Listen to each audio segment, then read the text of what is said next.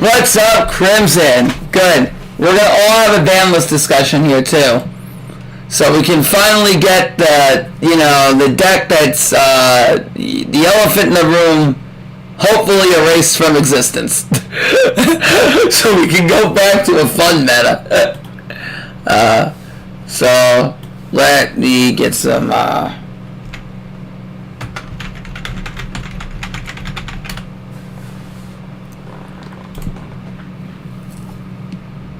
Alright.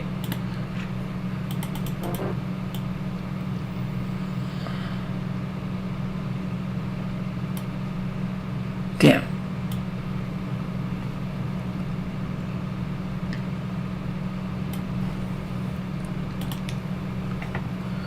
Mic seems really loud. Oh shit. Yeah, it is really loud. Okay, thank you. Alright. How am I now? Am I better?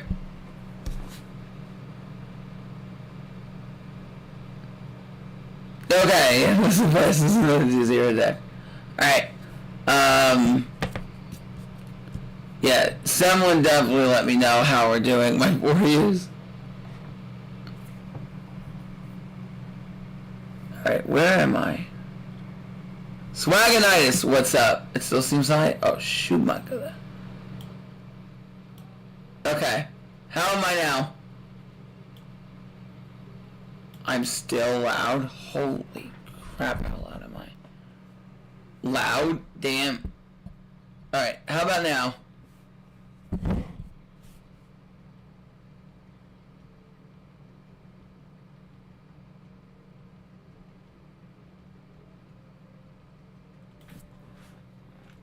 Hello? Hello, testing, 1, 2, 3. How am I now?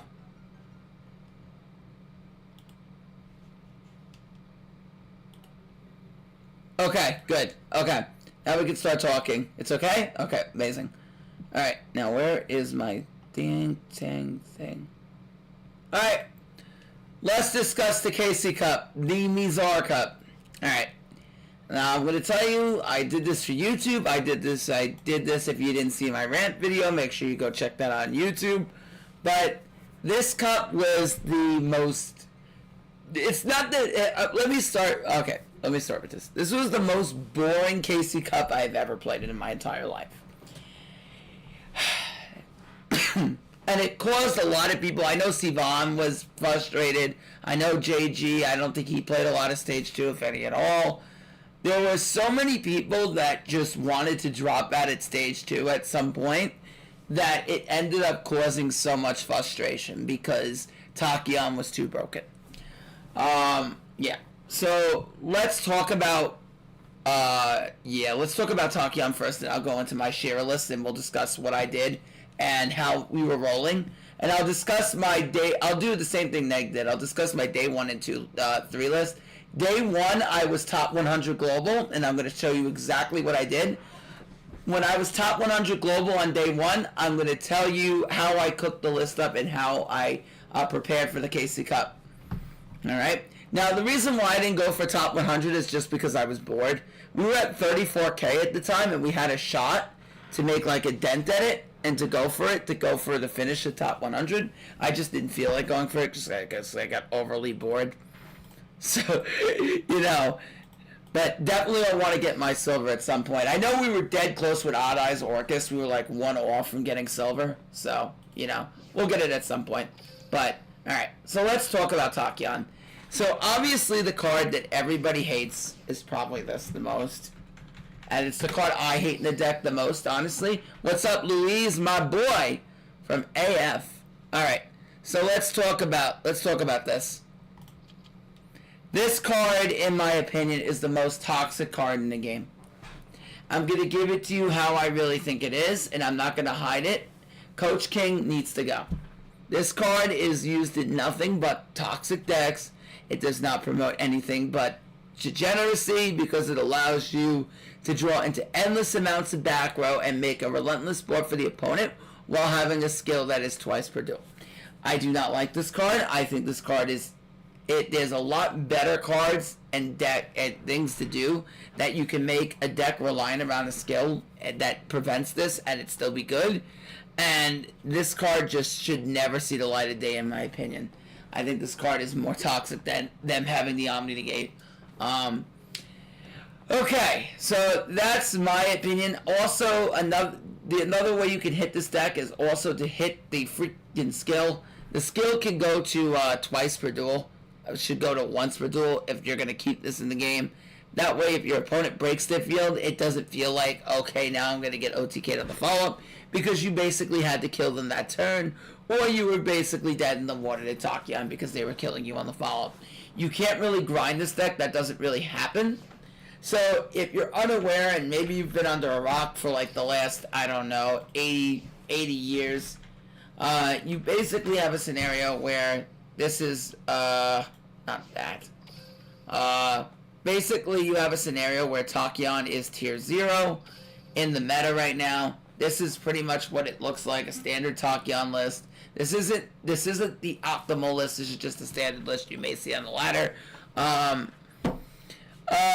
Basically, what the deck does is you make Omni Negate turn 1 with Transmigration, which you grab with the skill, and then you go into your Coach King here and you draw infinite amount of cards, generally your IDP, your Gnomes, or your Crackdown, and win the game, or any of your books.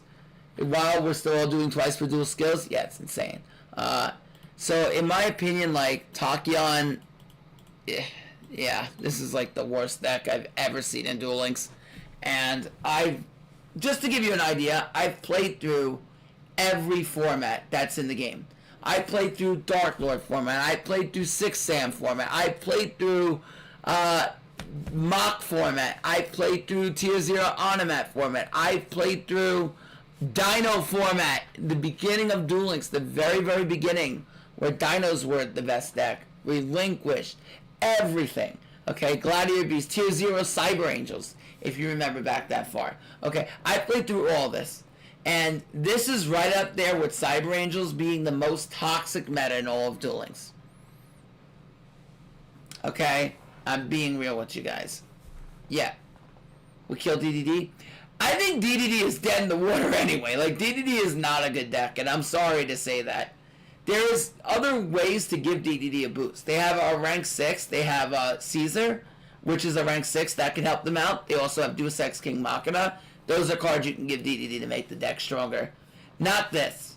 Like, drawing 3 cards in a 20 card deck is kind of toxic. I'm not gonna lie, because the chance that you have of drawing into your text in a 20 card deck rather than a 40 card deck is much substantially higher. And with a skill that basically enables Coach King so easily turn 1, it just makes it where you're in a coin flip format and you feel like you have to run all these going second text, or you're just not winning the game. Like, unless you're playing anything other than Tachyon, you're not winning the game. The other way is that you don't have to necessarily ban it. You can hit Transmigration and Coach to 1, so they can only play one or the other. Or just hit the skill to where they summon dragons and they can't play Coach. But there is no way in hell that this deck should be playing Coach King. At all. Like, this deck, like, it's too easy to make, and it's too easy to just, like, drawing 3 cards turn 1, along with a counter trap that says no, is just, it's ridiculous, in my opinion. And it ruins the meta. But anyway, that's what I think. You could either put this and Coach King to 1, you could make the skill so they can only summon dragons, or if you're feeling fancy, just ban Coach King altogether. But I think that's the best way to deal with the deck, honestly. If you make this so they can only play dragons, then you take IDP out of the deck. Thomas to 2. Yeah, like, DDD can completely come off the ban list and it still won't change anything. High boosted? Wait, I thought it was fixed. Hold on. Maybe I need to listen to my own stream. Hold on. Let me go on Twitch and play my own stream out. We're gonna also talk about what I played in about a second.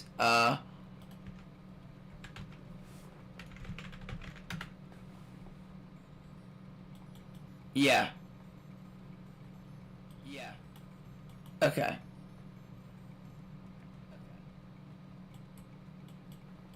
Yeah. Okay. Yeah. Okay. Alright, so I am a bit on the loud side still. Okay. Alright, let me talk. Alright. So here's what we're gonna do. Alright, now we're gonna talk about what I played for Shira. Day 1, 2, and 3. Alright? If you want to know how to play Shira, you come to the right place, because I'm going to teach you everything. I'm going to teach you the insides and outs of the deck and how to do good in future KC Cups and how I prepare. What I do for KC Cups. Alright, so this is what I played on day 3. This is what got me all the way to almost 35k. This deck is a different build than what Neg 1 was showing off. I played it a bit different. Neg 1's list is very, very good, though. I loved it.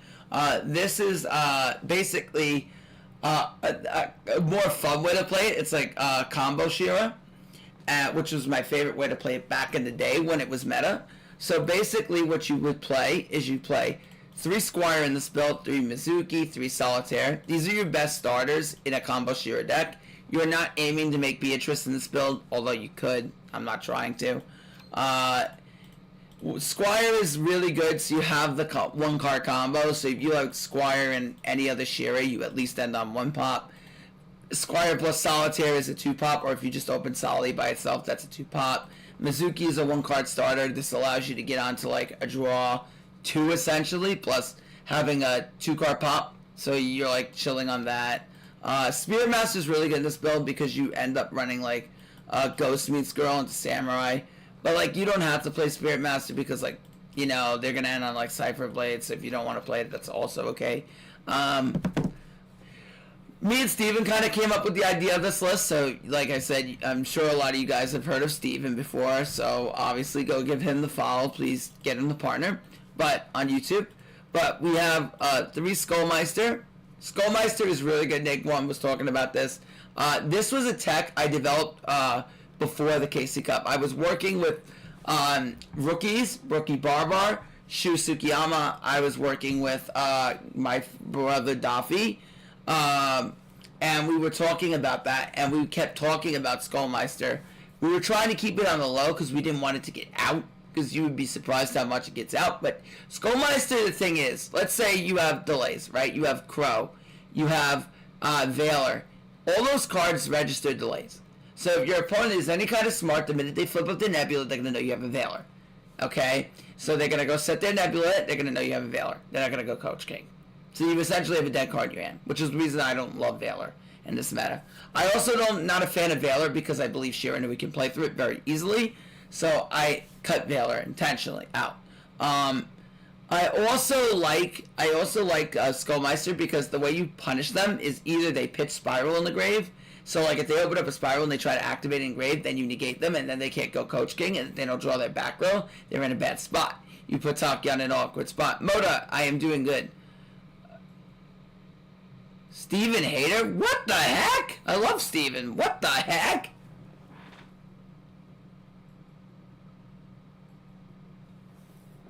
Are you crazy, Chip? What the heck?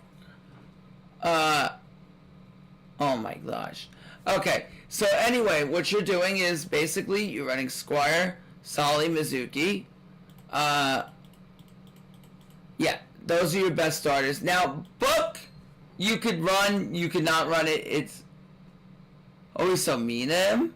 I kid with him. I'm joking to him. It's a joke, Chip. Do you think I mean the things I say? Oh my gosh, no. You know how much me and Steve, you know how close me and Steven are? I go visit him in Florida every year. As a matter of fact, I'm going to visit him in 2 weeks, 3 weeks. I wouldn't go down to Florida and visit him if I wasn't close. We're like brothers. I see him every week, every year.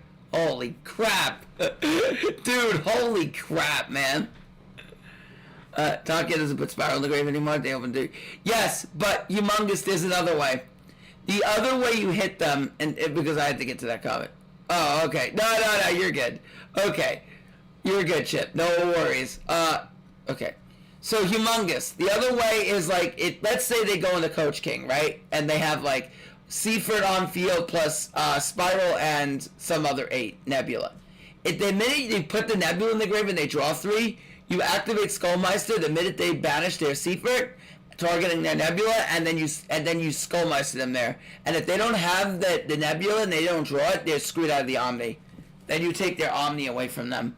This has helped me out so much in the KC Cup because I robbed them of their Omni negate. And once you do that, you're winning. Right? Because they don't have their Omni, and then they're in a much worse spot. Okay. So, now, going on further, Minecon is the best tech of this cup. Minecon is the best tech. You want to force out the Omni gate. Book is okay in Combo Shear. I know Neg 1 doesn't like Book. And, yeah. I think in Combo Shear, it's better because you can OTK with Samurai. Right? So, like, Samurai is a way that says, okay, if I book the Omni, if I book the Galaxy Eye Cypher, I can banish it. Right? Because we're always being able to search with Ghost Meets Girl. Herald could have been also really good in this deck as well. Like, Herald, it was another tech that we could have gone in the direction of, which is understandable. But, like, in a Combo Share version, I think Book is actually pretty decent. Because you're able to book them, and then you go into Samurai, and then you can banish. It's also possible to go into another Solitaire and OTK them with Shogun into Sun Saga, which can OTK them through the float anyway. So you also have many other ways to just deal with back row. Ghost Meets Girl I'm a huge fan on because you could summon Sali out of the deck, and then having Ghost Meets Girl basically essentially allows you to play around Bookemon. So like if you summon, let's say you summon a Squire, right? And then you go into Shade and then they book you. Well, or they go into Squire Saga and then they book. Well, then you can Ghost Meets Pichashira, summon a Sali, and then you're still chilling and you can still combo through them. So, like, there's a lot of things in there. Okay, Rostalager is really good because on the turn 3, you want to pop all their back row. So the main thing I think about on turn 3 is how am I going to deal with IDP. Every time I go up against Tachyon, the main card I'm worried about is IDP. Because IDP is what's winning them the game. 100% hands down winning them the game. So you want to stop IDP whenever possible. So like having cards like Phoenix, Unicorn, Rostalager are both all really good. All these techs outside of Book are good in the mirror. Book is ass wipe in the mirror. You don't want to play Book for the mirror match, but I ran into a lot more Tachyons than I saw mirrors, so I felt comfortable about playing Book. I ran into about 80% Tachyon, 10% mirrors, and then 10% everything else. Wasn't seeing a ton of mirrors, so I ended up, being okay with Book. Otherwise, I wouldn't be playing Book because Book is terrible in the mirror. Beatrice, not in this build. This is a combo build. And this is the combo build I played on day 3, so we weren't playing Beatrice. We were just playing, like, straight up combo Shira. Goldsark is really good because you can, like, banish the Smith, and then you can do some, like, really cool lines with it. I'm going to tell you the basic line. If you have Solitaire, the main play you want to do is you want to go Solitaire, pitch, add Squire, then summon Squire, get Shade. Unless you're, like, in the mirror match, like, having a second Spectral Sword could be really good for the mirror, but, like, we weren't really playing for the mirror, as you can see by my Book tech and whatever else. So you could go Solitaire, grab Squire, go Squire, summon Shade, make your Squire Saga, then activate Squire Saga, banish your Shade, and then after that go Spectral, Engrave, banish Solitaire, go into Revive King, special summon back Shade from banish, Shade revive back Solitaire, Spectral, make your 8, make your Link 2, and then skill, and then go Link 3, skill Saga, and on double pop. So like that is like one of the basic lines that you're doing. Your guide combo is Squire, Sali, Mizuki, which you're going to always end on 3 pops at least, if not 4. If you wanted to play the Maya Link, what you would do is instead you would end on a double pop with Maya Link in the graveyard. Now the Maya Link is good because that allows you to play around Tachyon in some fashion, because then they can't extend it to Watchdog if you decide to end on Sucker. Was Trish an option? How? How are we running Trish in this deck? You can't. You're locked in the Fire Zombie levels. You can't run Trish. That's not an option for you. You can't play Trish. But yeah. So you can't run Trish in here. But yeah. All these cards were really good. I felt like in the day 3 build. I was also like a big fan of like Ghost Meets. Like Ghost Meets, this card is insane. Because it allows you to get through the back row. Which I think is absolutely quintessential. Oh no, Outlaw. Oh, dang it. Oh, I'm so sorry. But yeah. So like that's pretty much the way you want to approach it, I feel. Damn it, Outlaw, damn it. Yeah, I know. You saw it, that happened to me in the Orcus Cup. You saw that. I think you saw it. I was at 49K and I was literally 1 win away. So, yeah, I know exactly how you feel. That happened to me twice. That happened to me in the Triumph Cup. I was at 48K. I needed to play Raw. Swag, you should have coached him on Raw. Yep, exactly, Outlaw, yeah. Yep. That happened to me twice. Yeah, true, you should play Raw. Okay, I'm going to go over my day 1 list now. I'm going to go over my day 1 list. For KC.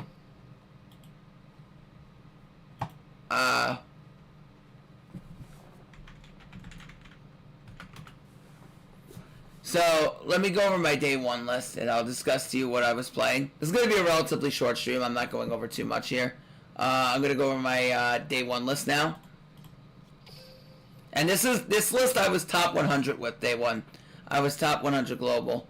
Yeah, this was the day 1 list. This was the secret list that I kept hidden. But now the KC Cup is over, you know, it's pretty much over, so I can pretty much give this away. Okay. So you're going to see a lot of odd text in here, like Nightbeam, which is one you probably haven't been looking for. But this was the, that's what I said, band trainer, Outlaw, yeah. I was just discussing that, yeah, that has to go. So, basically, this list got me to top 100 global day 1. We were, like, 60th global. We were running, 3 Nightbeam in the deck. Now, you can probably say, why are you playing Nightbeam? Well, Nightbeam, I felt like was the best way to deal with back row. Because they can't respond. Like, if you activate this, right, let's say they have an Omni Negate, right? Let's say they have an Omni Negate, right? And you're up against Tachyon, right? Okay. Now you hit their back row. Now they can't Omni you. They can't Omni in response to that. The only way they can activate back row response to Nightbeam is they have to blow 2 back row. So like they have to chain that back row that they don't want you to hit, that they don't want to activate, and then chain the one that you actually hit. So they would have to go -2 on Nightbeam, which I think I still have replays from my day 1 plays. So, like, this card was so strong for me on day 1. Like, this card was crazy. So, like, you playing this allows you to essentially... The reason why I didn't continue this build is because I just got bored of playing this build. Because, like, making Beatrice turn 1 wasn't the way I wanted to play Shira and have fun with it. That's the sole reason why I didn't continue. But 3 Nightbeam was absolutely insane. Like, you play this card, you just activate it, you blow up their back row, and then boom, boom. Play Gnomes and Graves. We put Gnomes and Graves to play around Nightbeam. Yeah. Mindcom, we had to play it too because we had the 1 Beatrice. The 3 Book of Moons were clutch because if you had Beatrice in the book, you pretty much won the Mira. And we had so many ways. Like, we were on the 1 Squire like Neg was. We were on 9 starters. We had like 8 ways to make Beatrice here. We had the 3 Mizuki, the 3 Solitaire, and the 2 Sam Skulls. Sam Skull is the 1 card Beatrice. You can run Gozuki if you want, but me, Rookies, and Dolphy decided to cut this because, like, we wanted to play Gozuki. We didn't want to play Gozuki because it dies to Book of Moon, so, like, Sam Skull is more reliable. Also, if they're dumb enough and they pop the Sam Skull and they don't read it, this thing will float, which is actually really funny. I've actually had a duel where this came up where they actually popped the Sam Skull, they floated, and I lived because of it, and I actually won the game. On top of that, we ran 2 Gnomes, so essentially, if you include opening the 2 Gnomes, having the 2 Skulls, and these, so we basically had like 10 ways to see Gnomes turn 1, and a 24 card build. I wanted to keep it on 24 here because I wanted to make sure that we had access to it if needed. Now, the cool thing is, what we did experience a lot was Effect Veiler. Effect Veiler was a card that was very popular in Tachyon, okay, because they were trying to counter Shira. So, because of that, we ended up playing Spirit Master. And the really cool thing here is if you open up like Solitaire, that's an instant play through Veiler. If you open up Samurai Skull and you have Solitaire, that's also another... Samurai Skull can also help you play through Veiler as well. Just by opening up like a Solitaire is really good. But like if you have Solitaire, right? One play you can do is you can go activate Spirit Master after you pitch Solitaire, and then if they negate the Spirit Master with Veiler, Then you go Spectral Engrave, Banish Solitaire, go for a 6, revive back to 2, make Samurai with the 2 in the foreign field, and then you make another 6, and then you make Beatrice. So even if they're Veiling you, you're still game planning. And if you open up Mischief of the Gnomes, then you don't care about Veiler anyway. So we have a lot of ways to just not care about Effect Veiler if we're playing the Shira. So it's really, really good. Now you're probably saying, okay, Sean, with this build, how do you go up against the Shira Mira? Well, the way is let's say you go first. If you go first, you have the option of taking their tuner, summoning it in attack mode off the Revive King, and then still ending on the Beatrice, right?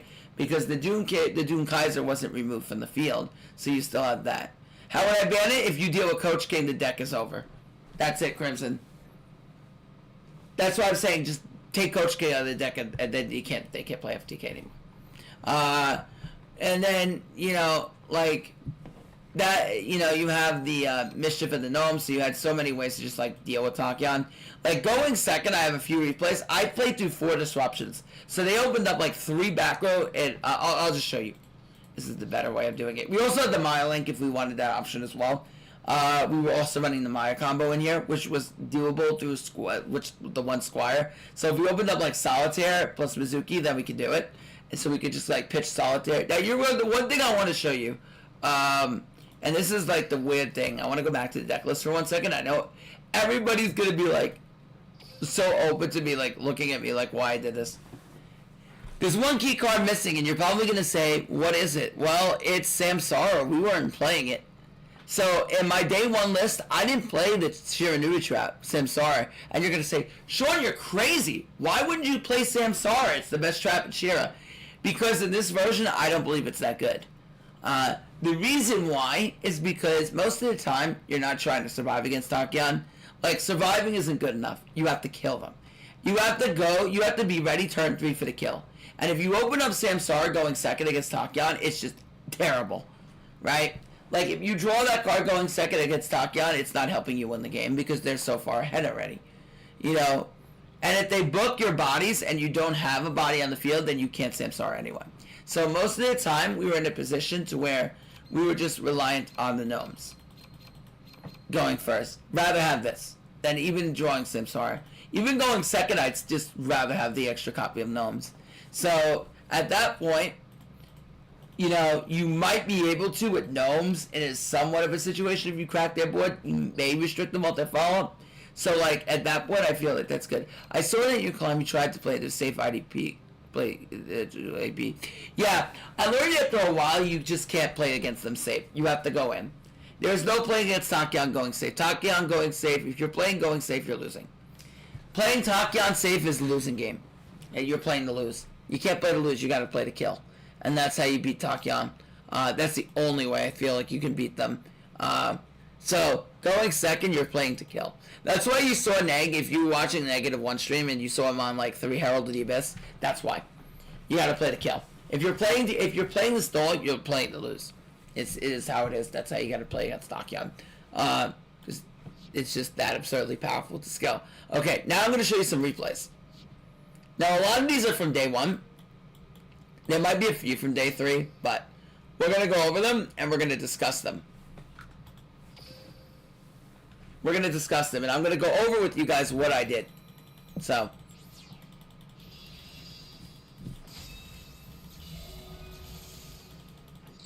Alright, so we're going second here.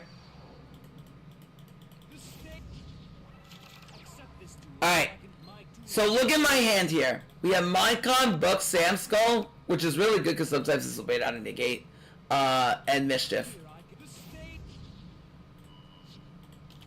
I can mute this. We don't need his sound effects.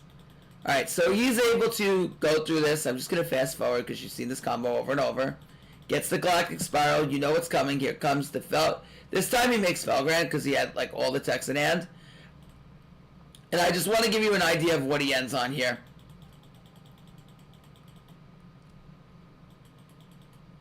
Okay. Look at his field. Look at that field. Now, I want to ask you guys, do you think I win or do you think I lose here? Let's just say my replays could be win or loss. Do you think this is a win or loss? He's got potentially 5 disruptions there. We already know he has the Omni. He has Felgrand. he has the Cipher Blade, and, well, 4 disruptions, I should say. Yeah, so that's 4 disruptions, potentially. Now, you probably all think I lost this, but I'm going to tell you how we won it. This was my day 1 list. Alright, so we Minecon. Now, notice how I Minecon this first. The reason why is I have Book of Moon in hand. Now, anytime you open up Book of Moon with Mind Control, if you Mind Control the Cipher Blade and you chain the book, now if he does, this will automatically force the Omni Negate. And you're probably going to say, well, how? Well, the reason why is that they end on Felgren. What you're essentially able to do is you're able to force it. Now, if we book the Cipher Blade Dragon, it forgets it's protected by Felgren, and then we gain control of it, which he's not going to want us to do, because then we could start popping his back row. So, we activate Book, he chains Taki on Transmigration, and we've just forced out the Omni Negate.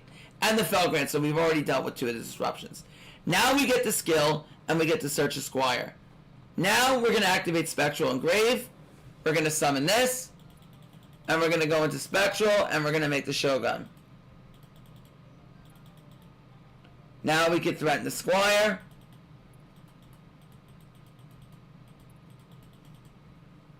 He lets me go Sun Saga. This is a misplay on his behalf. He should never let me get this far. So we go Sun Saga. Uh-oh, IDP. But now he lets me go Sun Saga. He totally throws. He lets me hit the Crackdown. And that's a throw on his behalf. He played that really badly. And now we just take the 17.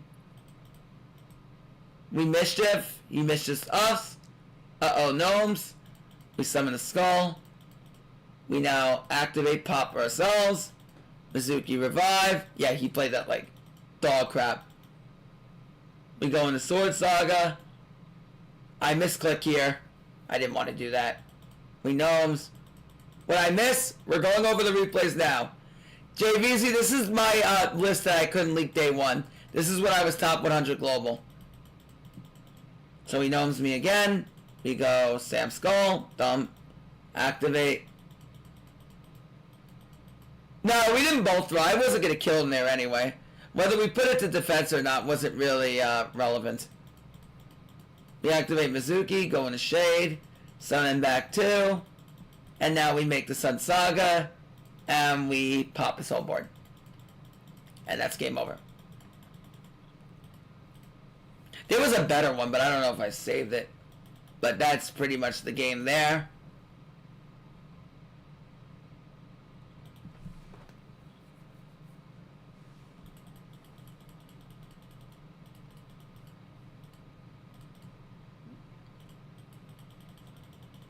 Alright, again, we're going second. This is very important. Going second into Mizar. Again, I just fast forward this. You really don't need to see this. You know what he's going to do. Alright, here comes the Felgrand.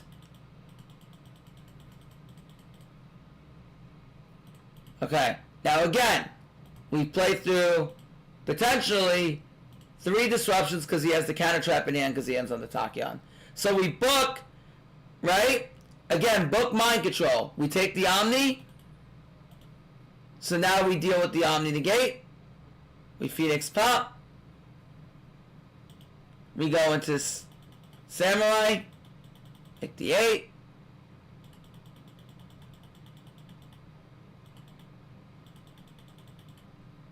And then we win. Again, this is a play where he should have used the Omni in hand. Don't know why he didn't do that, but guess he just didn't know how the rulings worked, I suppose.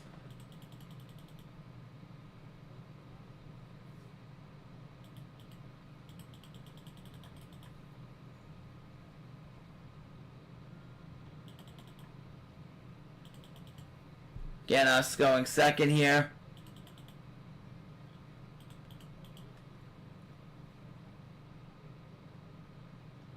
And you're going to see the very strong impact of Night Beam. Yo, Steven! Talking about my day 1 top 100 list here. These are all going second duels where I won. Alright, so he goes into Jian, you know this combo, does that, da-da-da, makes this, and sets 3. Alright. Do I win or lose this? He has 5 disruptions, well, 4 disruptions, potentially. Oh, no, 3 disruptions. He didn't end on the Felgrand. So he has 3 here. How do I do this? Well, we're going to threaten Spectral Engrave. We're going to go into this. We're going to summon. We're going to go into Phoenix. Now, Phoenix is going to force his back row. Alright, so we knew he had a book there. I read the book. So we go into Shade. We're going to threaten Squire. That's the next thing we're going to do. Always want to be threatening Squire when you can.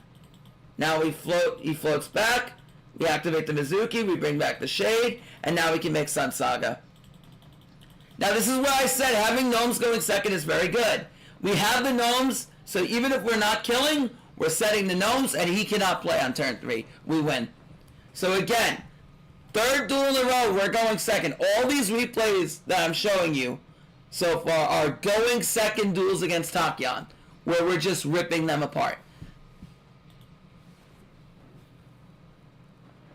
This is the list that me, Rookie Barbar, Shu Tsukiyama, and my friend Daffy cooked up. We were working on this for over a week in VC and my MCL league. How are we going to beat Tachyon? Okay, again, me going second. Again, this is not the easy route. I don't want to show you guys replays of going first because that's too easy. But you want to know how to beat them, how to break their board, how to beat the coin, essentially. Alright, again, I'm going to fast forward through this. You already know the play. It goes blah, da, da, draws 1, 2, 3, and then skills, adds back that, adds back the Nebula. Oh, very important. We Skullmeister, right? Uh-oh, we negated the Seafert. So now, because we negate the Seafert, he cannot add back the Nebula Dragon. So now he's damn stuck without an Omni Negate. Alright, so we only have Spectral. We bricked here. But now we go Mischief of the Gnomes. He can't play the game. So we take him off with Gnomes. We're still grinding this out. Joke's on him. I don't care. Now we're just going to play Beatdown here until he actually wants to do something. We Gnomes him again. He goes into Radius. Attacks the Spectral, which I don't know why he would want to swing over that, but okay. So we go into Shade. Unless he was... Well, actually, no. He was scared because I had Lethal through Book. So now we attack, we Gnomes him again, and that's game. 4 duels straight where we go second against Tachyon and we win the game. Again, going second, winning the game. Going second, winning the game. Just breaking their field and ripping them apart. Drawing Gnomes going second is not the worst thing in the world. This is not it. This is not Tachyon. This is a max duel. Okay, don't pay attention to this. This is like... Okay, now I'm going to show you some recent replays from day 3. Ah, yes, well, exactly. You see, you know. Okay, so now I'm going to save some recent ones. This is a good one.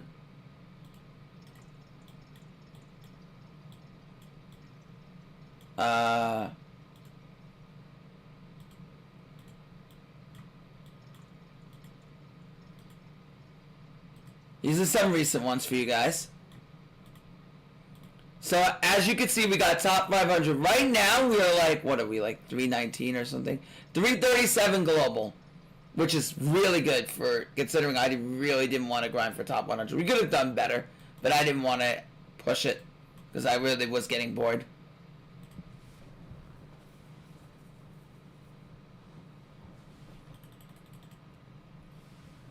Okay, this is some day 3 replays. Alright, again, all these replays are us going second. Here we go. Again, Tachyon. Here we go. That's what I was telling you guys. Like, I've been facing all Tachyon. I haven't seen too much of the mirror. Negate the Spiral with the Skullmeister. Again, he adds back the Spiral. Now he's in trouble. Now he's got to make the Omni Negate and end on like a lesser board here. So he sets 1 back row. Now we can start breaking him. Alright, so we top deck the book. We immediately do that. So now we can't Omni us. We're going to go into Ghost meets Squirrel. Now, very important here. You're going to say, Sean, why are you leading Squire? Because the minute we want to do It's like IDP, I feel like you have to push. The only way you're going to beat this deck is you got to push. So I want to threaten Squire Saga immediately. Because that's going to go right after his back row. So we go Squire here. Now we know he doesn't have anything. We go Ghost Meets Girl on the Solitaire. Into Shade, and we're going to OTK him here. We're going to go into this Solitaire, bringing back the Spectral. And then we're going to go Shogun Sun Saga lethal. We're going to banish, reduce, go Sun Saga, and now we just pop. And this is GG. We knew his back row was the counter trap, so we didn't have to do anything. Like I said, we cut him off of drawing. Negating that Galactic Spiral killed his turn. He wasn't able to go Coach King. So after we stop his Spiral Dragon, no Coach King for you, Jimmy. We're not allowing that. You have to hard open your back row. You want to beat me? Hard open it. Other than that, I'm just going to go right after him with my engine. And that's where Ghost Meets Girl is good. Because we're going to attack him right with that engine. Now, this one we actually do go first. Okay, this is the Shiramir. Now, we do Brick, but we end up drawing a starter. So we go Squire. We're going to pitch the Gold Sark. Then we're going to pitch the Samurai, search the Squire, normal summon the Squire. We're going to go Squire into the Shade, activate the Spectral. Banishing the Samurai into the Doom Kaiser. We're going to make the 8. Activate the Shade, bring back the Samurai and the Spectral. Into the Sucker. Activate the skill. We want to skill right now. Sucker, revive back Spectral. And then go into Samurai, and then go into Link 3. Now, you're going to probably ask me, because a lot of people have asked me this, what synchros do I banish off of the skill? Well, it really depends. I think if you're in a situation where you open up... This is what me and Rookie Barbar call the shit combo. By the way, this is where you end on one pop, and you open up not Solitaire. You pretty much are discarding Samurai or Spirit Master. You're ending on one pop. In this case, I would banish to level 5, your Sword Saga. If you're in a case where you are in a situation where you open up multiple, like if you open up Squire and Solitaire, or just like Solitaire to get Squire, then what you can end up doing is you can actually search, you can actually banish Squire Saga. Now you're probably going to say, why the hell am I going to do that? Well, because reviving Squire Saga could be really good in the grind game. Like a lot of the times, if you have like bringing back Squire Saga, let's say like it's banished, right? And you have it banished. Well, one thing that's good about having it banished is you could top deck a Gold Sark and then Gold Sark Solitaire into Squire Saga and then immediately threaten their back row. Or, if you have it in the graveyard, you can revive it off a discarded Mizuki, or you can revive it off of like a Spirit Master that you manage to top deck, which can get you back in the game, and then banish and pop their back row. But like Squire Saga by itself will automatically like threaten back row, and it's non-targeting, so the minute they allow you to activate the effect, they don't know what you're going to hit. See, that's the beauty. Like, you can activate the effect. Now, the thing with Squire Saga, and I think Neg1 really brought up a good point because I was watching his stream, is that, see, the thing is, when you activate Squire Saga, it doesn't target, right? And it can banish any monster from the graveyard. Like, I've even had a situation where I banished, like, a dead Skullmeister, all right? So, in a situation where I make the read that they have Samsara, which is the trap, if you don't know, in the back row, then I activate Squire immediately. Even if I don't intend to banish Ashira, that's going to force them to activate the trap. Or if they're gonna have to activate the trap prior to Squire, because once they allow me to activate Squire Saga, then I get to then it's automatically a threat, you know, because I can even banish itself if I wanted to, but that's just an automatic threat. Like another play, and I know Steven was making it early, and I really like the play that he made too. Like you'll have, let's say you have 2 Synchros on the field, right, and you're thinking in the mirror for the grind game, right? Let's say you have 2 Synchros on the field. The minute you activate Squire, even if you don't have, like, say you have, like, a dead thing in the graveyard that you want to banish, it doesn't matter, like a Skullmeister or something, you can threaten to banish their tuner. Because, like, they're going to already be threatened by that, right? Because they don't know what you're going to do. They don't know whether you're going to banish it or not, and then they have to deal with your Squire Saga immediately. So that's something you want to be thinking about. Alright, so we're going to set 3 back row, we're going to pass on the $2. Now, at this point, he's pretty much cooked. Now, he's going to search Ghost Meets Girl, and you want to he's going to summon these 3 out. Now, the important thing here that you need to know is that you don't always want to pop immediately. Remember that they can have a skill at points. So if they're leading like a Squire, there's a chance that they could have a Mizuki in hand. And that's something you want to read and you want to take note of. Part of being a good player is to understand what goes through my head, and you're wondering why I'm good at this game, is because I always take note of everything that an opponent can do. Now, one of the ways that I prepare for a KC Cup, and I'm going to tell you guys, is that the way I do it is I cog with every deck. Now, this is part of the reason why you see, oh, Sean's on cog number 10. Why does he do this? Because I want to learn every deck inside and out. I want to play every deck and learn every deck inside and out so I know every deck's plays and all the deck's plays that it can do.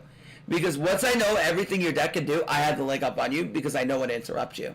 I feel like people struggle because they don't know when to interrupt the deck because they don't know all the decks the deck can play or every deck or all the plays the deck can potentially make. And I think that leads to misplays, and I think that leads to a lot of, opponents outsmarting you because they just know how to play through your board. So in this case, he goes Spirit Master, Spectral Sword, Samurai. Now in this case, he's already skilled, so that gives me direct knowledge that he does not have a Mizuki, it doesn't give me direct knowledge that he doesn't have a Mizuki, but it gives me direct knowledge he doesn't want to skill for anything else. The important thing here is, like, he could still, with Ghost Sweet Scroll, pitch Mizuki, which is still really, really good for him, but we're in a case where we want to do this. So we're going to summon back the Sun Saga, and popping now is fine. Now keep in mind that when the monster that they summon off Spirit Master is going to get banished. So the minute that they activate Spirit Master to summon another body, that body that they summon is going to get banished. So, like, us banishing Samurai is going to give him back Spirit Master because it's going to be able to trigger to add back a Shiranui to his hand. Now, what's also really important, and I think Neg1 brought this up really, really well, is, like, going double Spectral, because I was doing this before, is also really good in the mirror because then you don't have to play the sucker back and forth game where they're just going to, I revive your tuna, you revive my tuna, blah, blah, blah, blah, blah. Having two tunas in the grave is really good. So if you can get it established, that's also good. But, again, in Combo Share, I wasn't on double Spectral, so that wasn't happening. Here, if you're on the Beatrice build, then you're running the Spectral, but in this case you're not. So you're not going to really be getting two Spectrals in the grave. And at this point, he just scoops. We have two books, we're chilling. So in that case, in the mirror, I'm always thinking. There was one mirror match where I let him make Unicorn first. And you're probably saying, why would you let him make Unicorn? Why wouldn't you just disrupt him? Because part of my thinking is to get rid of their hand. Kill their hand. If you kill their hand, then they lose resources. If they lose resources, they're losing the game. You want to make them lose all their resources and have out-resource them. Okay, this is, again, us going second to the Shadows. Now, this was kind of scary because I initially feared Winda, but then we have the plays through this. Now, Skullmeister is ironically really good in this matchup because you can negate Construct's effect to add back Schism. So, like, if they dump back Schism, they're not going to see the delay. See, something like Crow, all the Shadow players are going to play around Crow. So, like, if they have Crow, they're not going to dump Schism. What they're going to do, because I played Shadows and I top one in the TCG, what you would do, if you want to play around Crow, is he'll send Wendy, and then activate Wendy's effect. You can't Crow because this is a mandatory, not a mandatory, but an optional trigger in the grave. It's like Burning Abyss. It works in the same way. So, like, if you mill a Farfa off of Beatrice, do not Crow it and think you're going to stop the effect, because you won't. Farfa will activate anyway. Any BA effect that activates when they mill it, it will activate. You can't Crow that. That will trigger in the grave before you do anything. The only thing you can do is, like, if you trigger a Seer and they target a Dante, then you can Crow the Dante because it targets in the graveyard. But yeah, in this case, what's going to happen is, like, if they see a Crow, what they will do is they'll activate Wendy to summon Hedgehog out, and then try to dump like a Shadow Hound or an AD Changer and flip you up. Wendy summon like Hedgehog, flip it back up, and then or dump like they don't even have to dump that. Like, they can dump out like Reshadol, whatever the heck the trap is that flips it up in the graveyard. Incarnation, yeah, Incarnation. So, like, they can dump out Incarnation and then flip up Hedgehog and add Schism that way, so that way it doesn't get crowed. So just keep that in mind. If you're ever up against Shadol, keep that in mind. Crow doesn't automatically stop them. Okay, so keep that in mind. And they can also get Wendy out via Squamata, because Squamata is essentially another Wendy. So they're going to dump this out, and they're going to set Resh, and he's going to try to be slick here. See? He's going to flip it up. He's going to do the exact play that I thought of, I just told you, and then we're going to negate his Resh. Now he has no way to Schism, and now he's in trouble. Now he loses. Now we Minecon, and we double Minecon him, and I flip up, I'm making Phoenix, activating the Phoenix, discarding the Gold Sark, and Steven, and you know exactly what I'm going to do, I'm going to Spectral Sword for lethal. So double Minecon into Spectral Sword, Phoenix lethal, and that's game over. Because his last card was a Book of Moon. Not a Book of Moon, but it was an unplayable back row at that point. So that was a play that we could make at that point. So, like I said, me knowing Shadows, I knew exactly where to hit him. And you got to hit them right where it hurts. If they can't get the Schism and make Winda, that's a choke point. We have Minecons to deal with Winda anyway, but that's the much better way to deal with it, right? Don't let them get to it to begin with. So now we're up against the mirror again. Now, we have the God combo, which is Squire, Solitaire, Mizuki. So we're going to pitch Solitaire, go Squire. We're going to go into Shade. We're going to make Squire Saga. Then we're going to activate Squire Saga, banishing the 3. Spectral Sword, banish the Solitaire, bring out the Doom Kaiser. Doom Kaiser, revive the Spectral Sword, activate Solitaire, revive back the Shade. Make the Shogun Saga, activate Shogun Saga, banishing Squire, activate Squire, pitching Mizuki, activate Shade, reviving back Spectral Solitaire. Go into go into Sucker. Now, if we have the trap, you pop for 4. Steven brought this up at his stream. Again, guys, if you haven't watched Steven and you don't know about Steven Freshie, please go check out my boy. He is absolutely fantastic. Amazing content creator. One of the dueling staples on Twitch. And if you aren't watching him, I don't know what the hell you're doing, man. Like, you're missing out big time. That's all I gotta tell you. Okay, so now, this is the combo that Steven taught me. You now have 4 pops here. Okay, because now you have 4 pops with the trap. So if you go into the Sun Saga, the second Sun Saga, now we have 4 pops. How are you going to have 4 pops? You're saying, how do you have 4 pops? Well, this is 1 pop. This is 2, 3. And then we also have the 4th pop if we banish our Sun Saga with the Samsara. Because then we can return it to the extra deck because now it's considered banished for its effect. Also, we also set up Squire and Sun Saga in the graveyard. So if we wanted to bring it back with, say, like a Spear Master top deck, we are able to do so. Or Mizuki. Top deck Mizuki, that's also another way. Okay, anyway. It's his turn. He goes into Gozuki. Now, you're probably saying, Sean, why didn't you pop there? Because you don't want to pop there. I don't think it's right. I completely disagree with the fact that you should be popping there. That's way early, and he hasn't skilled yet. If you pop there, he could, A, extend with Gozuki, B, he hasn't skilled, and we could get really punished. So we're going to wait this out. If he wants to go Phoenix and pop my back row, okay, fine. Burn the hand. We have so much follow-up. Right, so he goes Solitaire into Shade. He has nothing banished, so I'm not afraid. He goes Unicorn, which is my plan. Now he's got to force out the Skill Saga. At this point, I'm going to resummon the Sun Saga, and I'm going to pop. Because now he's out of resources, and now I still have a lot of follow-up in the grave. Okay, revive back. Go ahead. Solitaire pass. Now, I want to tell you something. If he revives this back, don't take this so nonchalantly. Think about this. Why would he revive back Solitaire? Well, the easy answer is he's Samsara set. That's it. Okay? Samsara is the set back row. We know this. Alright? He wants to reborn back a Spectral Sword onto the field. Okay? And try to get it back in the grave. So what are we going to do? Well, we're going to immediately threaten Squire. That's exactly what we're going to do. Now, I already had Squire Saga in the graveyard, so I'm going to banish Squire, put the Mizuki in the grave, so that way I can resummon back these 3, make my Skill Saga again, then I'm going to activate Mizuki, summoning back the Squire Saga, then I'm going to activate, so this forces the trap. Then what we can do is we can rebanish the Sun Saga that's in the graveyard, bring that back for a Skill Saga pop on the opponent's turn, because we can reset that up. So this creates the growing game. This is the advanced place of Shira. So then you're going to revive back the Sun Saga, and we still have a pop in the graveyard because we kept that second Sun Saga, and that's GG. Now see that? We kind of created a circle, kind of an infinite loop of resources, if you will, and that's how you kind of control the mirror match.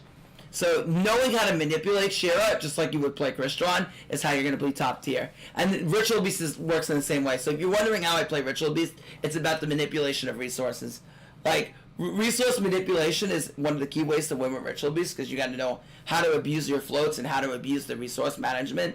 Like, the hardest version of Ritual Beast, in my opinion, to play was, like, what is that skill? What's that dang moke of a skill? Damn it. Can't think of it. See You Later. That's it. So See You Later was, like, one of the more complicated. That was, like, the play you would play during the Witchcrafter meta, because you could essentially book and bounce 4 times with Battlefront. Whirlwind knows exactly what I'm referring to. So, yeah. I didn't go for top 100 this time. I just chilled at top 500 because I got bored. Not because I didn't think I could do it. Like if I really wanted to push myself and do it, I could. I believe I could have given myself a shot. You know, I could have, like, gone through today. Like, I was, like, at 32 to 34K, but I just decided not to do it. Like, if I wanted to go the whole day, we could have taken a stab at it. For real. But, like, I just decided not to do it because I just got bored. I will do it next Casey Cup. You can guarantee it. I'm going to make the push. But, yeah. That's pretty much what I was thinking. I'm going to go over the builds one more time for the new people who have come in. So, again, like, you know, playing Shira is like one of the most complex things you can do. I think Shira is a very big brain deck, and I think even getting top 500 with it is a nice accomplishment because it takes the duels take long and it's this very skilled gameplay, and you really have to be thinking when you play this deck, and that's the fun thing. Like I love to think, you know. I for those who don't know, I am a meteorology major. I major in calculus. So, like, calculus just teaches me to think this way. Like, if you ever take calculus, calculus is a very intense, very hard math-intensive course where you really have to be thinking. Like, some of the problems that you get in calculus are just, like, problems that are just, like, you really get, like, a basic problem that you really have to, like, derive different equations off of, right? So I'm always thinking, I'm always doing this. Now, you're not going to ask me, how do you train for the KC Cup? JVZ, I'm going to tell you exactly everything I do. I know you asked -1 this, and I'm also going to give you my opinion as well. How I train for KC Cups. The answer is, you have to train by playing with other really good players. Like, I can tell you, the whole week, my best training partner right now, my favorite person to train with, JVZ, is Steven. 100% right off the bat.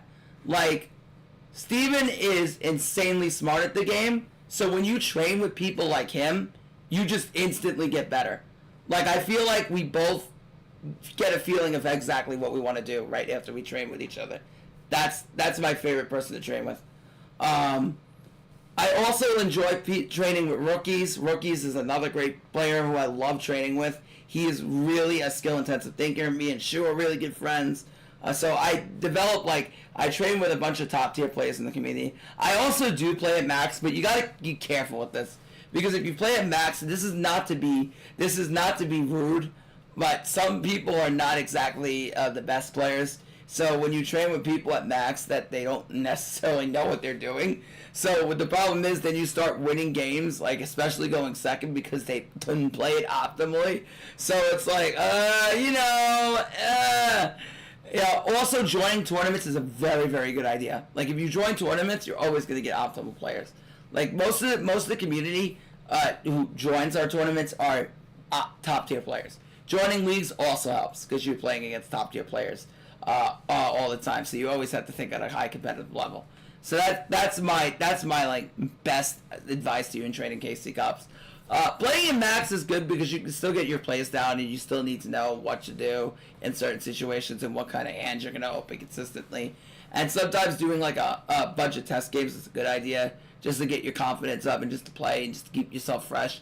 So like that's still not a bad idea. Just keep in mind of who you're playing against. You know, that's my big notion for you. You know. Max now is not. Yeah, exactly. Yeah, like I said, JVs, you do amazing in tournaments. You just get unlucky. Like you have the most unluckiest person in tournaments I've ever seen, right alongside me. Every time I see you even make finals or top 8, like the game just aside. Nah, not today. I feel so bad, but like, yeah, like I said, that's the best way to train. Like I said, you were doing really well, KVZ. You are like the gear free god. You just got like some bad. You got caught like in your first serious competitive KC Cup. You got caught in like the crossfire of a really bad meta that forces you to play into 1 or 2 decks. That's pretty much where it is. Yes, I do, Kai. I do play KC. Yes, I always stream my runs. There's never a point where I don't stream it. Why are we using Smith? Because Smith is really good. Like with Gold Sark, you can banish it. Let's say you have like Solitaire already established. Well, then you can Gold Sark banish Smith, and then activate the Solitaire, revive back the Smith, and get your trap. So like opening up Solitaire Gold Sark immediately allows me to get to the trap. Do you understand that? Like if I open up Solitaire and Gold Sark, I immediately get to the trap while going full combo with 2 pops, 3 pops, I should say, because I still have the trap in play. So like what I can do, let me just play this out for you. All right, let's say I open up these 2 cards. I go activate Solitaire, activate skill, get Squire, summon the level 3, and then make my Squire Saga. Then what I can do is then I can activate Gold Sark, banishing my Smith, and then I can banish my Shade with my Squire Saga, activate Spectral Engrave, banishing the Solitaire, go for my level 6, Doom Kaiser, summon out my Shade, bring back Smith, bring back my Tuner, then synchro those 2 off, get the Trap, link 2 into Sucker, and then skill, and then end on like 2 pops plus the third with the Samsara, and then have the trap live. So like that's insanely good. I think Smith is really good, honestly, in the combo variant of the deck. Because like getting like it, like Neg said, it's good in the 28, 30 card lists, and I agree with him entirely. Like playing one of is really nice because you have so much access to it. Yeah, exactly. So like so you gotta be able to like see the lines. Like I think one of the things is like with Rookie, even we made a guide that even Sollyman gave me congratulations on. Like Sollyman told me he loved the guide, and I started making a guide for like every top tier player. I have a Shiranui guide that I'll give to all of you guys now. I had to keep it secret for like a week and a half because I bro-co with rookies, and I didn't want to go against them and start like. That's why like when people ask for my list on day one, I know Luke even came in here. I had to keep the bro code around because I didn't want to like, go against Rookie because he was also playing like the same list, and I didn't want to like expose him. Early on in the KC Cup, to be fair. Like, when I first started the KC Cup, I was on VC with him, and we were just, like, chilling on VC and doing it, playing our games. But, like, everyone who enjoys the Rogue meta, like, last meta was so much better. Like, everyone who enjoys the Rogue meta, of course, did not like this cup. Personally, I know Steven was planning to do this, and so was I. We were planning to run with Earth Machine this cup, but unfortunately the meta said, screw you, and Tachyon came in and said, no Earth Machine. The problem with playing Earth Machine against Tachyon is a bunch of reasons. Like, we don't die to Book. Like, Book is fine, but the problem with Earth Machine against Tachyon is, like, if they have an Omni and an IDP, then all of a sudden, like, you need the right hand. And Gnomes isn't great either, because then we can't make River Stormers, so, like, if we're forced to, like, get the rank 5 to get what we need, then it's kind of bad, too, because, like, that restricts us from, like, making the River Stormer to get, like, the, Outrigger extension setup going with, like, searching out our, Crab Crane, so it, like, kind of shuts you down there as well. And then they have Ding. Ding is another issue, and it's, it's not the best matchup, I think, for Earth Machine. I wouldn't even say it keeps it in check. The problem is, like, it's not keeping it in check. See, I hate that argument because that's the same argument, like, that Maxi keeps the meta in check at Master Duel, and it doesn't. Like, the problem is it doesn't keep it in check. It's just the Tachyon is just going to play Gnomes itself. Like, the problem is like, even if you didn't have, if Gnomes, Tachyon just plays it anyway. So, like, it's not keeping it in check. Like, it's the best deck. It's just maining it. You know what I'm saying? Like, it isn't. It isn't. It's just a way. It's just another way to go first and deal with them. I feel that's the thing. It's like a better way to go first and deal with them. There's like we're in tier 0, and it's like because it's the end of the KC Cup. There's maintenance. They're preparing for the Ghost Gal event. Bottom of something then. No, because you don't want to see going first cards, Crimson. You don't. Not in the Tachyon meta. You don't want to see traps. You have to be running all spells, and I think that's the frustrating thing. Especially for free-to-play players. Like, Minecon is not the most free-to-play card. So, like, unfortunately, some of the best cards on the meta are not free-to-play. And I think that makes it incredibly frustrating, like Minecon. However, there are some free-to-play options. Like, like, Valor's not free-to-play, but you could run, like, Skullmeister, that's free-to-play. Completely free-to-play and trap. Another card that's free to play is Book of Moon. Book of Moon's kind of free to play because you dream ticket it now. But, like, and Heralded Abyss you can get with, like, box chips. So, like, those cards those cards are free to play. Walter-Geist Failure sending Gnomes. Yeah, again, like I said, but that's like a going first deck. I don't see, like, you going second with Walter-Geist at this minute. Like, Crimson knows the deck way better than I do, but, like, he can correct me, but, like, I don't know how you go second in this meta with Walter-Geist. Like, the problem is, like, if you have a less than stellar hand, then you're, like, staring down an Omni Negate if you don't open up the right back row. Or you're just gonna get, like, the minute you summon Meluseek, if you don't open up Multi-Faker, then it's like they're gonna book Meluseek, and then what? You know what I mean? Like, then what do you do? Like, because then you have no way to Multi-Faker, and then suddenly you're, like, in a losing battle at that point.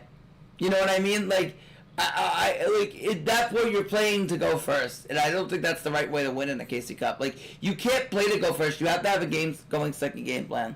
It's like, if your deck is designed to only go first, you're playing Tunnel Vision at that point.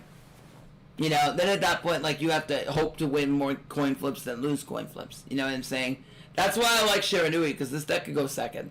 Like, I was thinking about playing Burning Abyss, and I know me and Steven tried it out, but the problem with Burning Abyss is, like, I feel like BA is, like, actually could do decent if it wasn't for Coach King and the Tachyon. But the problem with BA now is that you lose to them either opening Book or you lose to them opening Gnomes. Gnomes also sucks for BA because the problem with Gnomes is that you become all level 2. Now, yes, there is a play in a world where you can make, like, Virgil and then sit on, like, a Sierra or Farfa. But the problem with that is, like, it's hand situational. You need to open up Rubik. And the other problem is that they could kill you through it anyway. If they have, like, any sort of, like, other disruption, you're kind of in the toilet bowl at that point, you know. And you, like, if they open up, like, let's say they open up, like, Gnomes Crackdown, and they crack down the Virgil, then you're kind of dead. You know what I mean? Like, then it just puts you into a situation where you just have to hope not to die. You know? And that's where it kind of gets at me, like, at that point. So, like, the problem is like, BA, like I said, if you're going first, you're winning. Like, Tagyon's not going to stop you because you have so much more than they do. But going second, it kind of gets, like, dicey. Scyther, appreciate that sub, my boy. Thank you. I hope you're well. How did you finish in the KC Cup, brother?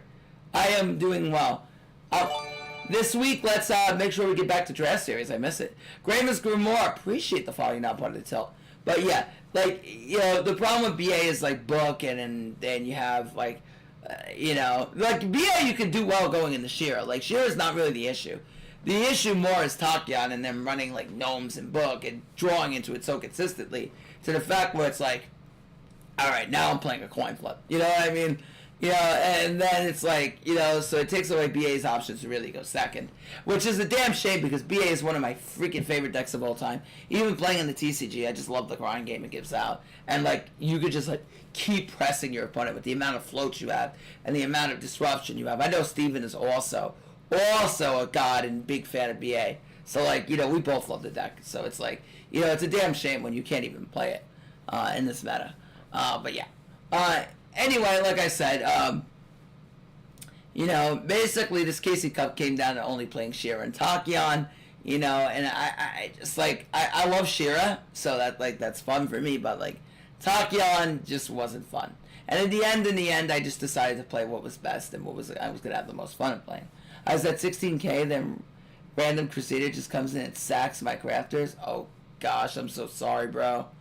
You're much better than that. Don't hurt yourself this cup. You were doing great. You were at 24.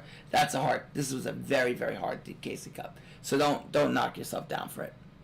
I think Shira is incredibly fun to play against. Tachyon definitely was less fun. Yeah, like I said, the only thing I hate about the Shira mirror is Gnomes. That's it. Like, the Shira mirror can be fun to play against if you know how to play. And, like, if you know how to, like, run text going second in the mirror, it can actually be quite enjoyable. But the problem is like, going first against Shiranui is not fun. You know, I mean, going second in the Shira when they have Gnomes is not fun. Yeah, because then they turn off your skill. When they turn off your skill, then it becomes hard. Because then you have no way to really search any of your starters. So you gotta kind of hope you open up good. You know what I mean? Like, if you have, like, the problem is, like, once they turn off your skill, and if you open up, like, a Mizuki, then it does nothing. Because then you can't get it into the graveyard. So at that point, like, you lose all your extension, and it kind of gets bad at that point, because then they're generally popping whatever you don't have on the field. So, like, I feel like Gnomes makes that much less interactive. I think if it wasn't for Gnomes, then it's like okay, but then it's like, Gnomes, it's like, really bad. You know, yeah. I did make top 10,000 with that's in the games. The crazy Tachyon was abused. Yeah, exactly.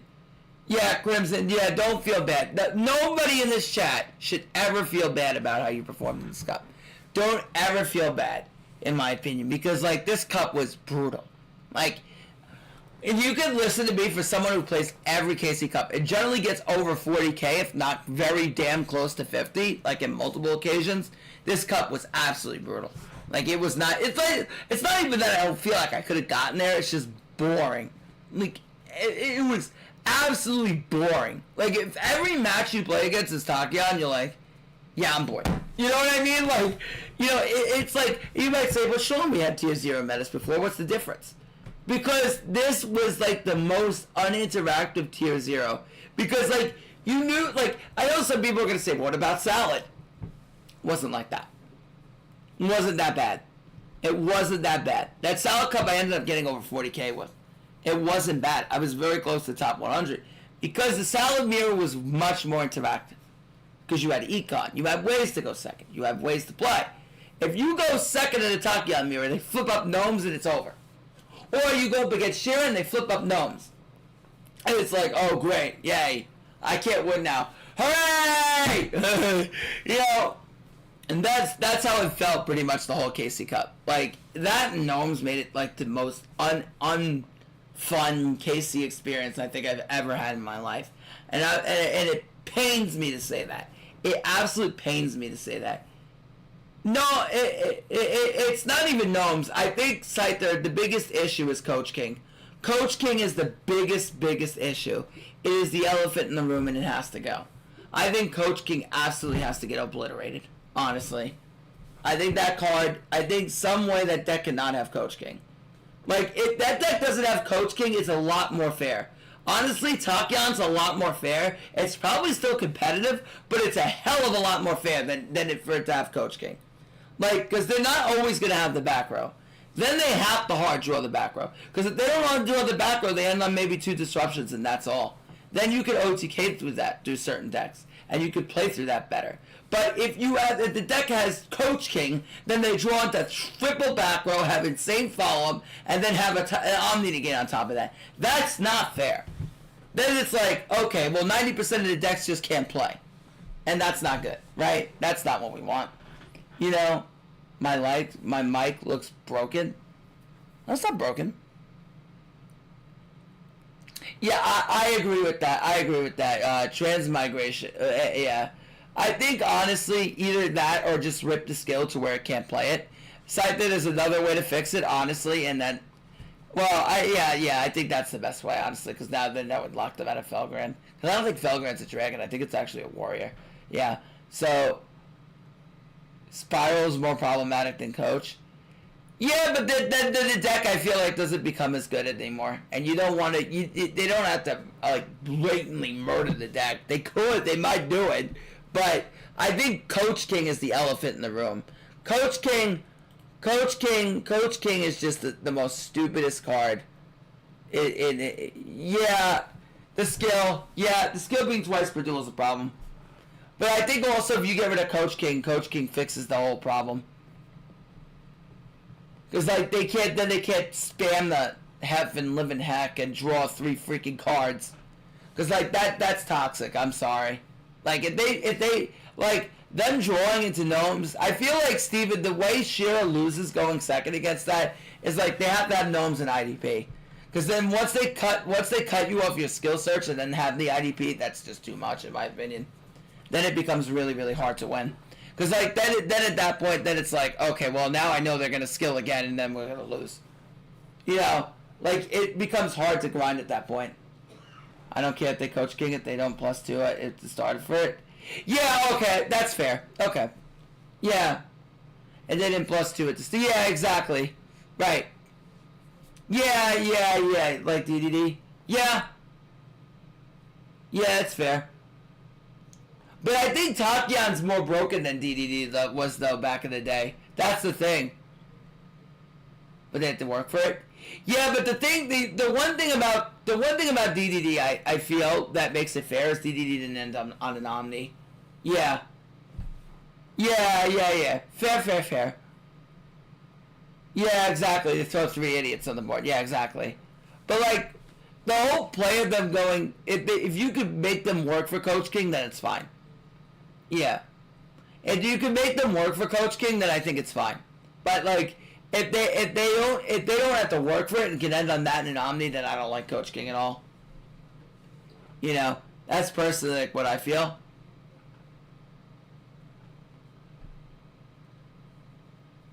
Yeah. But yeah, maybe like hitting the skill is just enough, honestly. Oh, the only thing that's gonna suck is they don't do skill hits for a while, don't they? Because like, Steven, like the one thing I hate is that, remember when they used to do the skill hits at the same time? Oh, Heaney with the rate at 52! Thank you, brother! How was your run? Thank you, brother! How did you do? Ohimi is here and he is top tier. How did you do? How'd you end off? I saw you in the 40s. He got top 100? Oh, excellent. Beautiful. Glad to hear it. Nice, nice, nice. Excellent run, my brother. Good stuff. Maybe first user is Shira. So they can't play Felgrand? But why do you care if they play Felgrand, though? Felgrand doesn't really do anything. Like, they don't care about Felgrand. You have to hit the skill. You either hitting the skill or Coach King, in my opinion. Like, one of those cards has to go. Like, something has to go. Yeah, in the future. Yeah, but they don't do, like, getting back to my point, Steven, like, they don't do that anymore. They don't do that anymore. Like, they don't hit the skills at the same time. So, like, if their plan is to hit the skill, then we're in, like, for 3 more weeks of misery. Because I know Konami, like, knowing Konami, they won't hit the skill until the middle of March. You and I both know this. Like, they've been, like, inconsistent with the skill hits. Like sometimes, like, they don't... Yeah, exactly. I want to see blood. I do, too. I do. I really do. I want blood on the chalk. Like... Ohimi, like, I was gonna push for top 100 today. Like, I was at, like, 34, 35K, like, early this morning. So, like, I just needed, like, a 14K run to get there. Like, a 14, 15K run. But then I said, you know what? I'm dead bored of this meta, and I'm gonna stop. I was gonna do it, but then I just got so damn bored that I didn't want to commit a day grind to this shit. I was heavily considering it, though. So I just said, fuck it, I'm going to stop at top 500 just because I hate this meta. And that's how bad this, like, cup felt. Like, it was just like, yeah. Hey, Khalil, what's up? So, yeah. So, yeah, that's basically what I feel. Like, they have to hit something. Gonna hit Tenyi. Why? Why do you want Tenyi hit? What did Tenyi do to anyone? Like, this whole Casey Cup 10 didn't even get played because they were just OTK what they would do. Don't hit Tenyi. Steven, I'll tell you something. If they hit Tenyi, I'm gonna be fucking pissed, bro. Like, if Tenyi gets a hit, I'm gonna be mad. I'm gonna be mad as hell. I'm gonna be so freaking pissed. Like, if they hit Tenyi, I'm gonna be so freaking mad, bro. I'm gonna be tilted as fuck. I'll be giving you a call, bro, because I'll be tilted as shit if they hit Tenyi.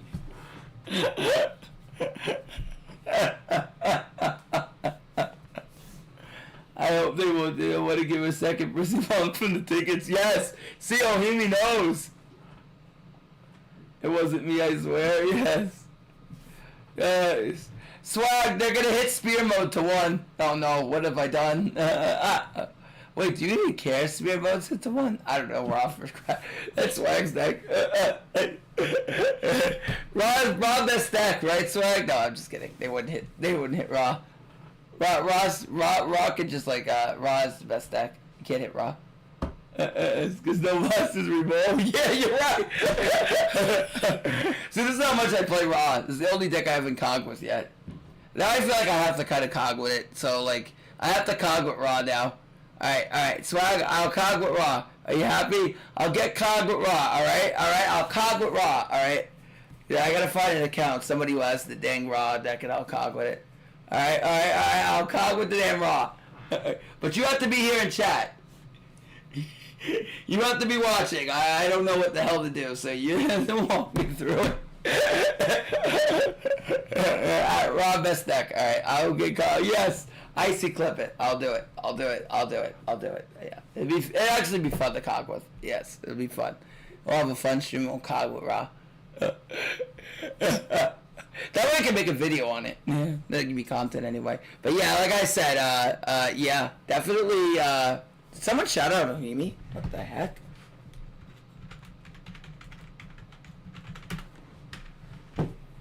Yeah. Make sure you guys go check out the GOAT Ohimi, BNP Ohimi, Bricks and Potatoes, GOAT player, top tier. So make sure you go follow, watch, and enjoy his content. Please. Photon will abuse trainer next. Please no. Please, please no.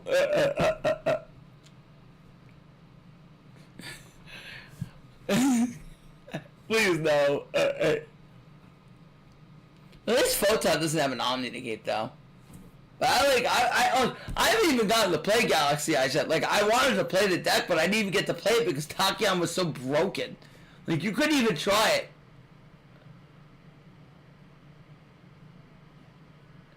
Can play, oh gosh, they could. Yeah, they can. Without Light Lock? Oh, do they get Light Locked? Okay. Then they can't make GN Trainer. Okay. They can. I got traded by. Oh, lovely.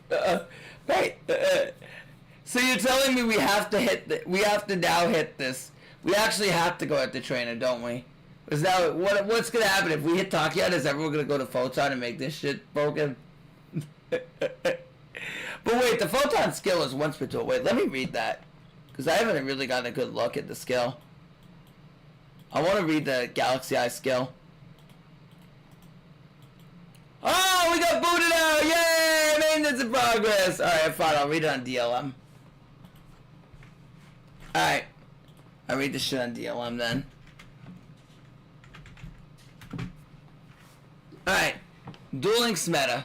I can read the skill here. Photon. Where is it? Skill.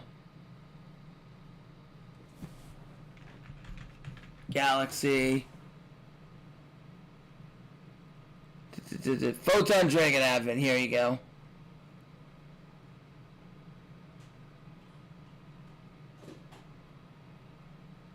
No, they don't get light locked. No, they don't.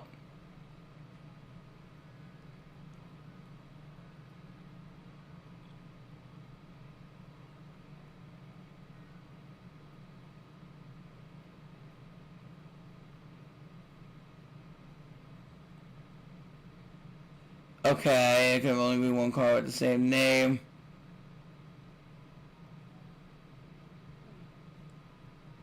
Oh, so they can only use that once per duel. Okay. So it's not as broken. They don't have the godlike follow-up. Yeah. So the deck just doesn't have the godlike follow-up that the other deck does. Yeah, so you are spell light locks. But you don't have to. No, they use the skill to get 3 level 8s on the field. They can do it with the skill. Yeah. So they can do that with that. Right. So yeah. So they can't do that. Yeah, they can do it. They can do it. So they can make GN in some way. Yep. Okay. So that's going to be my KC Cup review again for everyone who came in. That's the list I used on day 3. I can't show you my day 1 list. You have to look back earlier in the vid. But yeah, that's my day 3 list on the upper left corner. That's going to be my KC Cup review. Who is streaming now? I know Duel Links is under maintenance, but is there anybody streaming right now that we can raid? If not Duel Links, we can definitely raid in the Master Duel category. We could definitely raid somebody in the Master Duel category for sure. Let's see. Oh, Draft is doing Master Duel. You know what we're going to do? We're going to raid Sen Poppy. We're going to raid Sen CTV. Because he is doing some Master Duel right now. So we could definitely hit our boy up with the raid. I haven't gotten the raid Sen in a long time. We could definitely give our boy some love here. Oops. Thank you, Ohimi, for the raid. I will get you back as soon as I possibly can. So when you're on, I will be looking out for you, brother. Alright, let us go give our boy Sen the raid. And I will catch you all next time.